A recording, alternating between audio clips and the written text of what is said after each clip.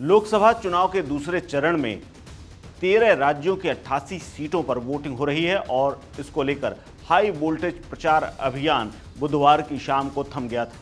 आज केरल की सभी 20 सीटों पर, कर्नाटक की 28 में से 14 सीटों पर, राजस्थान की 13 सीटों पर, महाराष्ट्र और यूपी की 8-8 सीटों पर, मध्य प्रदेश की 7 सीटों पर, असम और बिहार की 5-5 सीटों पर, छत्तीसगढ़ और पश्चिम बंगाल की 3-3 सीटों पर, जबकि मणिपुर, त्रिपुरा और जम्मू कश्मीर में एक-एक सीट पर मतदान हो रहा है। आपको बता दें, लोकसभा चुनाव के पहले चरण के तहत 19 अप्रैल को 21 राज्यों में 102 सीटों पर वोटिंग हुई थी। इसमें करीब 65.5% मतदान हुआ था।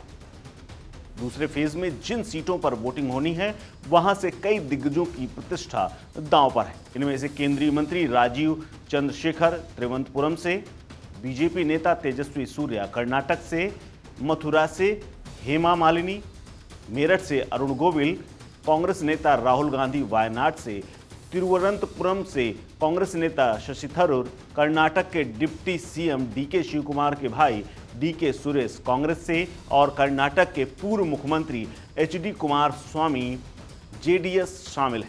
यानी इन सभी नेताओं की किस्मत का फैसला आज वोटर कर रहा है, जिसका परिणाम 4 जून को आएगा। देश की 16% सीटों पर दूसरे चरण में वोटिंग हो रही है। दूसरे चरण की 88 सीटों में पिछली बार चुनाव की अगर बात करें तो एनडीए ने 61 सीटें जीती थी, यूपीए को 24 सीटें मिली थी, जबकि अन्य के खाते में 3 सीटें गई थी। जनता दूसरे चरण में 2 कैबिनेट मंत्री, 4 राज्य मंत्रियों की किस्मत का फैसला कर रही है। इस चरण में 29 सीटें ऐसी हैं जहां बीजेपी ने कभी जीत हासिल नहीं की है। इनमें से सबसे ज़्यादा सीटें 20 केरल की हैं।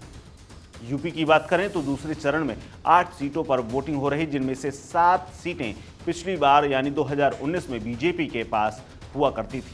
बता दें कि चुनाव आयोग ने पहले जो शेड्यूल जारी किया था उसके मुताबिक दूसरे चरण में कुल 89 सीटों पर मतदान होना था, लेकिन मध्य प्रदेश के बैतूल सीट पर बसपा के कैंडिडेट के निधन के बाद यहां का चुनाव तीसरे फेज में शिफ्ट कर दिया गया था। इसके चलते अब दूसरे चरण में कुल 88 सीटों पर मतदान होना है। इस चरण में जिन 8 सीटों पर यूपी में मतदान हो रहा है, उनमें से 2009 में बीजेपी के पास 7 थीं, जबकि बसपा को अमरोहा की सीट मिली थी। इस सीट से अमरोहा के सांसद दानिश अली इंडिया ब्लॉक के उम्मीदवार के तौर पर इस बार फिर से उतरे हुए हैं, जिनके प्रचार के लिए राहुल गांधी, अखिलेश और संजय सिंह तक पहुंचे थे। चुनाव आयोग ने अपने नियमों के मुताबिक स्वतंत्र, समावेशी और निष्पक्ष चुनाव कराने के लिए राजनीतिक दलों से सहयोग मांगा है। इस खबर में फिलहाल इतना ही। अपडेट्स के लिए बने रहिए वन इंडिया हिंदी के साथ। नमस्कार।